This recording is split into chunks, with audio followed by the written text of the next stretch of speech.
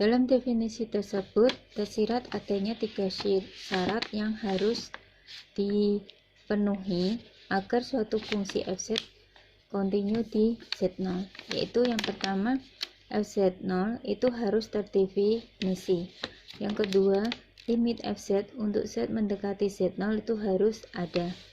Yang ketiga, limit fz untuk z mendekati Z0 itu sama dengan fz0. Nah, fungsi kompleks fz itu dikatakan kontinu pada region D jika fz kontinu pada tiap titik z dalam D. Misalkan fz itu sama dengan uxy fungsi uxy ditambah i fungsi v dalam xy kontinu di z0 itu sama dengan x0 plus i y0. Hanya jika uxy dan vxy juga kontinu di x, x0, y0. Jadi fungsi fz ini akan kontinu di z0 z0 x0, y0 jika setiap fungsi yang ada di sini u dan v ini juga kontinu di x0 dan x0, y0 di dalam z0 ini.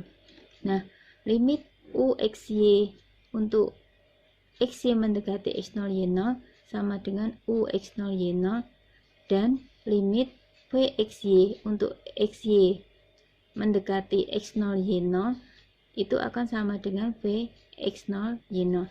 Nah, ini definisi ini berdasarkan definisi limit ini. Jadi dia akan dikatakan kontinu kalau limit fz untuk z mendekati z0 itu akan sama dengan fz0.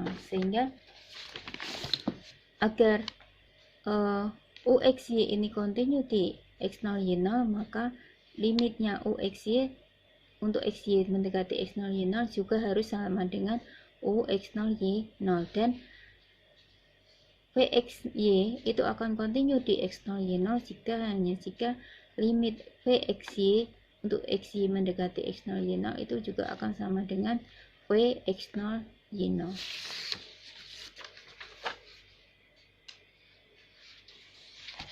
Nah, sifat fungsi kontinu. Jadi fungsi yang pertama, fungsi konstan akan selalu kontinu pada bidang kompleks. Jadi semua fungsi konstan akan kontinu di bidang kompleks. Kemudian yang kedua, jika f dan g kontinu pada daerah D, maka f plus g kontinu. Jadi fungsi penjumlahan f plus g akan kontinu. Demikian juga untuk pengurangannya, f min g juga akan kontinu. Kemudian perkaliannya f kali g juga akan kontinu. F dibagi G juga akan kontinu kecuali pada Z0 elemen D, sehingga GZ0 itu sama dengan 0. Jadi ketika GZ0 itu sama dengan 0, dia tidak kontinu. Jadi maka terkecuali.